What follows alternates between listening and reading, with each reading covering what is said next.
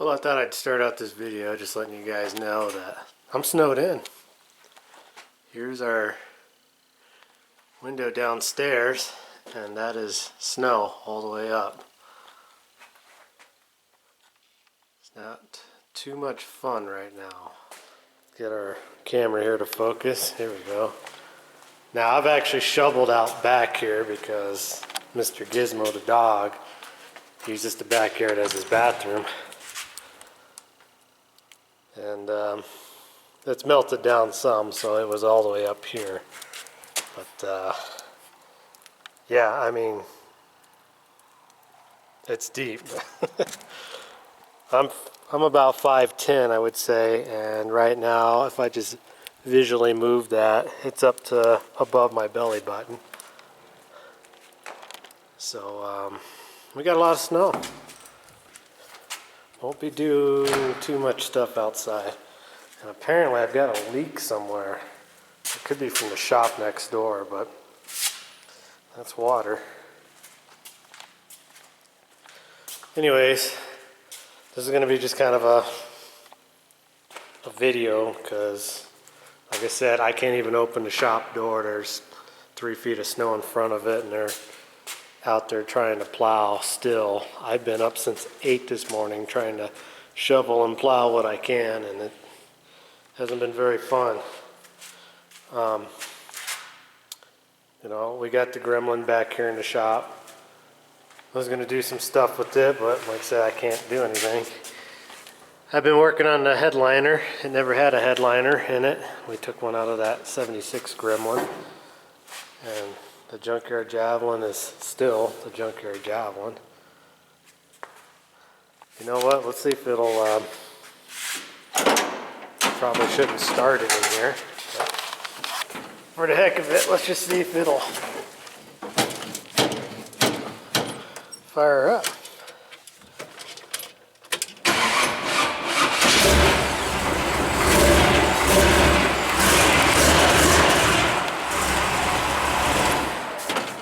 Barely, but it did start.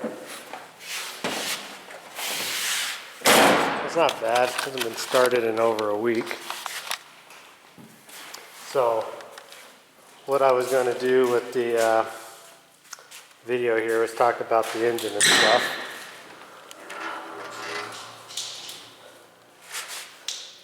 Mr. Gizmo's wanting outside, but you can't go outside. Gizmo. There you are. Gizzy. Over here. Hey, We're going to take him out front. Anyways, so I donated a bunch of parts off that 76 Gremlin, that real rusty blue one, to a guy out in Tennessee for his Gremlin. EE Speed Shop and Auto Classics, I think is the name of his YouTube. Let me make sure. I don't want to be giving out the wrong information here. Let's go to the old, I don't know if we'll be able to see that. But anyways, I donated some parts off that rusty gremlin to him. And, you know, kind of just stumbled across this guy a month or so ago. And he's kind of building the same thing for his Javelin as we're doing with the AMX. And he's got a 454 in his Corvette, and he has stated in a couple of his videos he's pretty scared about doing another camshaft. He had a camshaft failure in his big block Chevy, which, you know, up here in Montana, that's not an uncommon thing to have a 454 or big block Chevy with a bad lifter or two, or the cam's worn off, you know. In fact, this 454 here was 70,000 miles roughly, and it had worn out cam lobes on it when we took it apart. But the reason I'm making this video is maybe he'll check out this video as well. As far as camshafts, you know, it's always a scary thing that you could ruin a camshaft right away, and he was talking about manufacturer telling him it's the oils and stuff. I just use 1540 Rotella Fleet oil. It's a really thick oil, but it's full of zinc, all that crap in it that we need. And I also just throw in a bottle of zinc in the initial startup process. I've had zero problems ever with any solid flat tappet cams, shafts, or anything like that. And I've put a few in different cars throughout the years of messing with them. I've never had an issue by just running 1540 Rotel.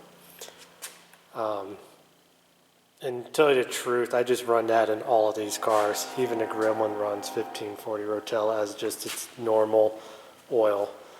And it's always been great. I mean, you actually get a little bit more oil pressure out of them. This car runs 60 pounds of oil. The Javelin runs 50, 60 pounds of oil, and then as soon as it warms up, it's down to about 30 to 40. It actually is pretty consistent. I've never seen it drop below 30, even on fully heated up, ready to go. But that's just my opinion on, what camshaft and camshaft problems and being scared about camshafts. Of course, you could do the roller cam and all that, which I might do in this. And speaking of camshafts and stuff, and don't worry, this motor's just sitting in here mocking everything up. It does not have head bolts in it or pistons or any of that in there, so we're just mocking up room and everything. But on this cam here, I've been told by a few people now, they make LS firing order camshafts for small block Chevys. And I guess that switches number 4 and number 7. I'm not exactly sure. I haven't looked into it too much. But they do make that camshaft, and I think they make it in a roller cam, and it didn't seem to be too terribly expensive. And I'm considering doing the LS firing order camshaft setup in this small block 400.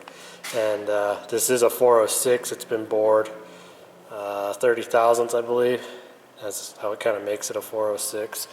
And it will actually have the 5.7 rods in it. It's got the stroker scat crankshaft there for it with the thinner pistons for the 400. So I'm not really entirely sure what it'll be completely together. I'm guessing it's just some sort of stroker 406. But and we're running a power glide on it.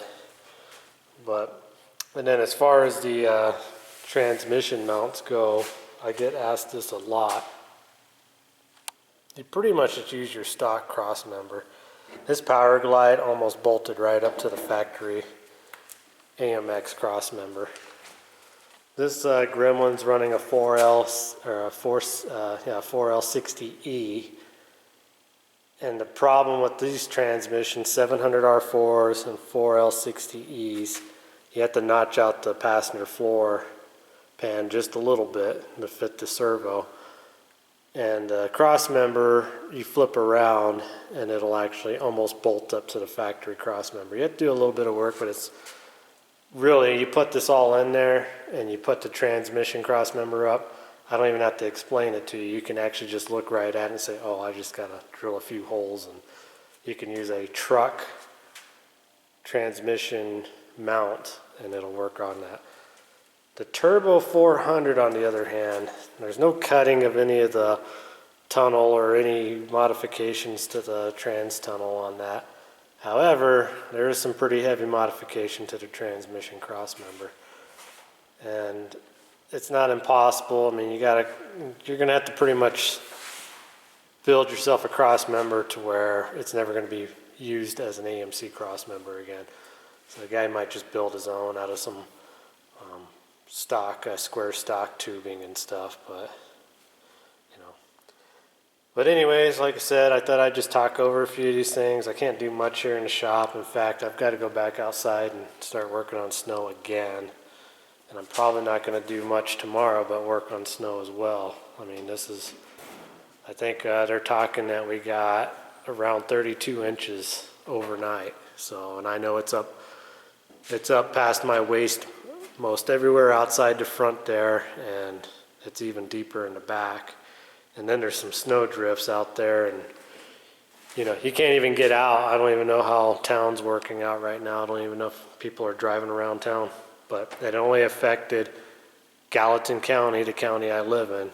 Apparently, if you go a little bit further down the interstate, further past Belgrade, apparently they didn't get hardly any snow, and that's only 20 miles from here. But we're right up in the foothills of the mountains, so we got the shaft of the deal here. So, but all right. Well, I appreciate everybody watching. We're gonna try to get back on AMX again. We're pretty much closed in on this javelin here. There's just little tiny minuscule things I've got to do to it, and pretty much it runs and drives. And as far as I can tell, everybody, if you watch me on Instagram or follow us on Facebook, I have put this in gear and it goes in reverse and drive, and I've put it on jack stands that seems to shift through all the gears. As far as I can tell you, if you watched the transmission rebuild video I did a while back, transmission seems to be working just fine in this. So won't know because, again, giant snowstorm. But all right, well, I'll let you guys go. I appreciate you watching. Go over to that EE Speed and Auto Self's YouTube channel, and he did make a video on all the parts I sent him off that Gremlin, so go check him out. And as he said, and I didn't really realize until I was looking at it, we're pretty close to the same amount of subscribers, so we might grow together, and that would be kind of cool. It's kind of nice for me to find a fellow YouTuber that's pretty much in the same realms of what we're doing together. Like, he's going to do a javelin instead of an AMX, but I'm sure he would do an AMX if he had one. But our javelin's just big block powered, so. All right, well, anyways, thanks for watching, and we'll catch you hopefully next week in a video. Maybe we'll go for a drive if the weather's nice.